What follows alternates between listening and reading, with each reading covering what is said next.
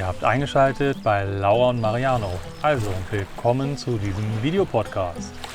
Heute wollen wir euch mal so ein bisschen unsere realistische, ehrliche Vanlife-Morgenroutine zeigen. Also ich wäre gern so ein Mensch, der irgendwie direkt aufsteht und rausgeht und Sport macht und meditiert und 3 Sachen aufschreibt, für die er dankbar ist. Und manchmal schaffen wir das, aber meistens eher nicht, sondern für uns hat sich sehr spontan und natürlich einfach diese Morgenroutine etabliert, die wir euch in diesem Video mal zeigen.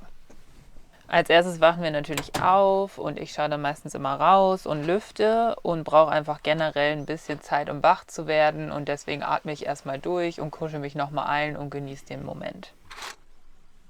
Und wir gucken natürlich auch immer raus und schauen, ob es einen schönen Sonnenaufgang gibt, es sich vielleicht lohnt, irgendwie rauszugehen oder irgendwie was zu filmen. Wenn ich dann aufstehe, dann kümmere ich mich erstmal um den Kühlschrank, weil wir machen den natürlich nachts aus, weil er im selben Raum ist, wie wir schlafen und es sonst zu laut wäre. Ich leere dann erstmal die Abtropfwanne vom Kühlschrank, dort sammelt sich über den ganzen Tag das Kondenswasser und ich schalte den Kühlschrank dann natürlich auch ein. Oft versuche ich morgens den Moment einzufangen und teile ihn bei Social Media, weil vor allem morgens die Stimmung im und um den Van total einzigartig ist, weil dann natürlich noch niemand wach ist und es total ruhig ist. Und das repräsentiert für mich irgendwie total diesen Lifestyle und das teile ich irgendwie voll gern.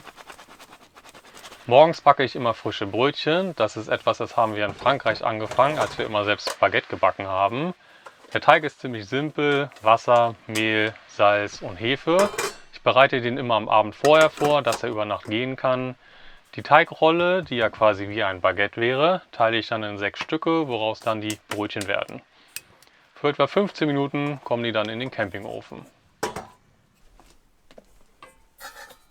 Während die Brötchen backen, räume ich den Abwasch vom Abend vorher zurück in die jeweiligen Schubladen, weil wir von allem eigentlich nur 2 Sets haben, 2 Teller, 2 Schüsseln und auch nicht so viel Besteck, waschen wir immer alles sofort ab. Ich finde, das ist eine gute Angewohnheit und man braucht dann auch weniger Wasser, weil noch nichts festgetrocknet ist.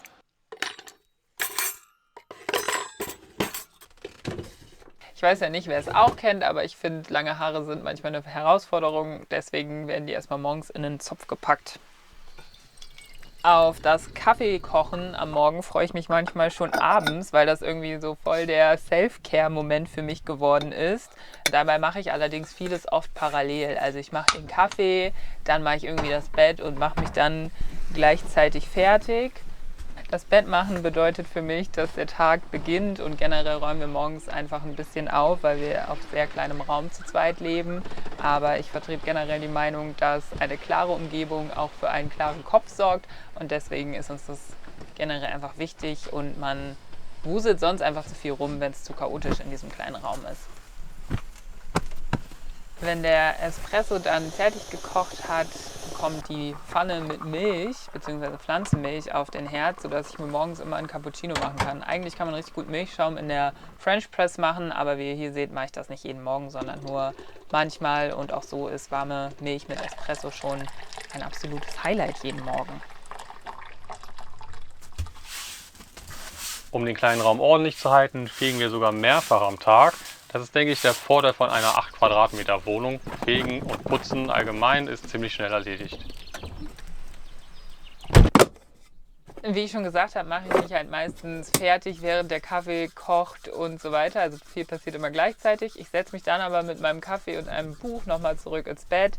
Einfach weil ich ein bisschen länger brauche, um wach zu werden, und dadurch irgendwie diese Zeit bekommen. Und ich glaube, würde ich in einem eher normalen Leben, mit einem normalen Job leben, würde ich dafür eine Stunde eher aufstehen, um morgens gemütlich Kaffee zu trinken und ein paar Seiten zu lesen.